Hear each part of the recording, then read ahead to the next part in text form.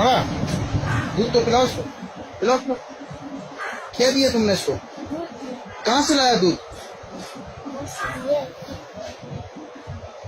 कहाँ से लाया दूध? कहाँ से? वहां से खरीद के लाया? कितने का? जोर से बोलो। 20 रुपए का दूध खरीदा तुमने? किसके लिए? इस बिल्ली के लिए। और तूने खाना खाया है? कब खाया है? जल्दी बताओ यार। हाँ? क्या किया है?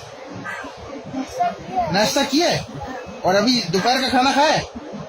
तो तूने अपने लिए खाना नहीं खाया, बिल्ली को खाना खिला दिया? तो पहले तुम तो खाता नहीं, खाया तुमने खाना यार? तो तुमने बिल्ली को खाना खिला दिया, खुद नहीं खाया। भूख लगी है?